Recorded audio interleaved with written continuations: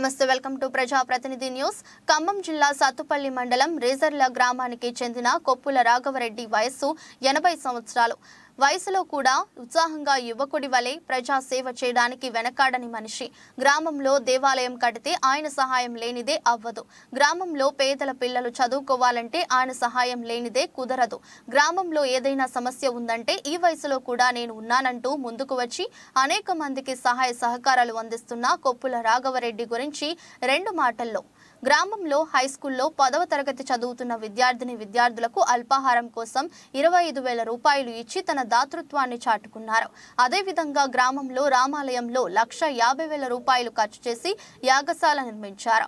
గ్రామంలో కోతుల రైతులను ఇబ్బందులు పెడుతున్నా ఉంటే దానికి ముందుకు వచ్చి కోతుల్ని బయటకు పంపించేందుకు తోటలో గ్రామస్తుల్ని పోగేసి వారిని చైతన్యపరిచి కోతుల్ని బయటకు తొలగించడంలో కీలకమైన పాత్ర పోషిస్తున్నారు.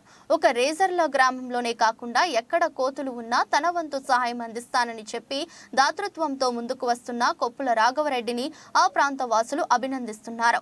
రాజకీయంగా మొదటి నుంచి కాంగ్రెస్ పార్టీకి అనుకూలంగా ఉంటూ ప్రస్తుతం కోఆపరేటివ్ సొసైటీ వైస్ ప్రెసిడెంట్ గా కొనసాగుతూ రైతులకు లోన్ సౌకర్యం కల్పించడంలో, రైతులకు ఎరువులు ఇప్పించడంలో, ధాన్యం అమ్మకాల్లో రైతులకు సహాయకారిగా ఉంటూ రైతుల పట్ల రైతు కుటుంబం నుంచి వచ్చిన వాడిగా రైతులకు సహాయం చేస్తూ అవసరమైనప్పుడు స్థానిక ఎమ్మెల్యే దృష్టికి సమస్యలను తీసుకుపోయి పరిష్కరించడంలో తన వంతు పాత్ర పోషిస్తూ అందుగలడు ఇందు లేడన్న సందేహం వలదు అన్నట్లు విద్యారంగంలో, సామాజిక రంగంలో, వ్యవసాయ రంగంలో అనునిత్యం ప్రజలతో మమేకమై తన వయసును కూడా లెక్క చేయకుండా తన గ్రామం కోసం, గ్రామ ప్రజల కోసం నిరంతరం తపన పడుతున్న కొప్పుల రాఘవరెడ్డి అభినందనీయుడు. 23 ఏళ్ళు అవుతుంది. నాకు 80 సంవత్సరాలు దాటిని ఆరోగ్యంగానే ఉన్నాను. నాకు ఎట్లాగూ ప్రభుత్వం నుంచి పెన్షన్ వస్తుంది కాబట్టి నేను ఏదో కొంత గ్రామానికి కానీ అన్నిటికీ సేవ చేయాలనేటువంటి ఉద్దేశం ఉంది. మొట్టమొదటి నుంచి కూడా మా కుటుంబం ఇదివరకు మా అన్నయ్య గారు వాళ్ళంతా కూడా ఇదివరకు కోఆపరేటివ్ ప్రెసిడెంట్, సర్పంచ్గా అలా పనిచేశారు. దాన్ని దృష్టిలో ఉంచుకొని నేను కూడా కోఆపరేటివ్గా ఎన్నికల్లో పాల్గొని భారీ మెజారిటీలో గెలవడం జరిగింది.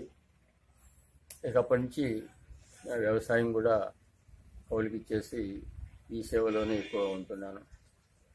దానికి గాను నేను మొట్టమొదటి ఏ కార్యక్రమం జరిగిన కూడా దాంట్లో ఉత్సాహంగా పాల్గొని అవసరమైతే కొద్దిగా ఆర్థిక సహాయం కూడా చేయడం జరుగుతూ ఉంది.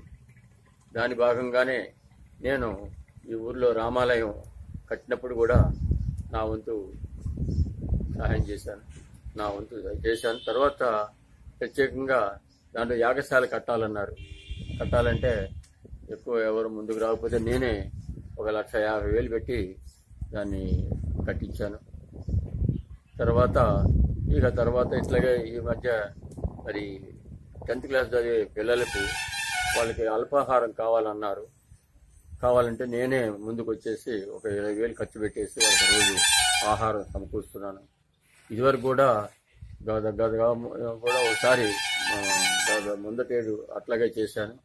మళ్ళీ ఈ సంవత్సరం కూడా చేస్తున్న వాళ్ళకి కావాల్సినటువంటి ఆహారం ఏది కావాలంటే అది, వాళ్ళ టీచర్స్ పిల్లలకి ఇష్టమైనటువంటి ఆహారం కావాలంటే రోజువారీగా అది నేను తయారు చేయించి పట్టుకెళ్తున్నారు.